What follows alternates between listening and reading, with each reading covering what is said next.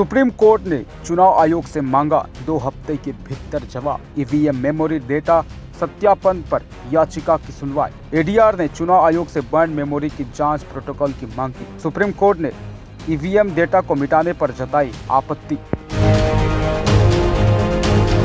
Supreme court ने मंगलवार को केंद्रीय चुनाव आयोग इलेक्शन कमीशन से कड़ी नाराजगी जताते हुए 2 हफ्ते के भीतर जवाब दाखिल करने का आदेश दिया है।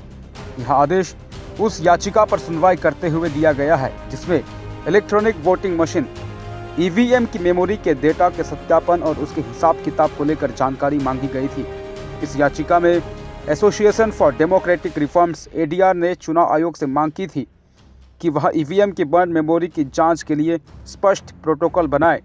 सुप्रीम कोर्ट में दायर याचिका में यह भी आरोप लगाया गया है कि चुनाव के बाद ईवीएम के डेटा को हटा दिया जाता है, जो कि एक विवादित मामला है। याचिकाकर्ताओं का मानना है कि ईवीएम की मेमोरी में जो डेटा रहता है उसे चुनाव के बाद बिना किसी सही प्रक्रिया के हटाना उचित नहीं है और यहाँ पारदर्शिता की कमी का संकेत देता है। मुख्य न्यायाधीश संजीव खन्ना ने चुनाव आयोग से कहा कि वह इस मामले का हल 15 दिनों के भीतर पेश करें।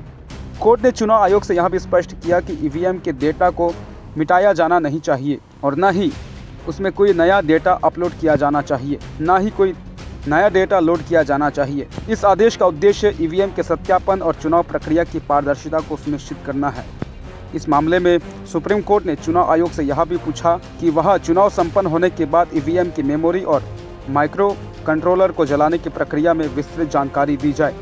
अदालत ने चुनाव आयोग को चेतावनी दी कि उसे इस मामले में पूरी पारदर्शिता बनाए रखनी चाहिए ताकि चुनावों के परिणामों की विश्वसनीयता को लेकर किसी भी तरह का संदेह न हो। News 10 the north east.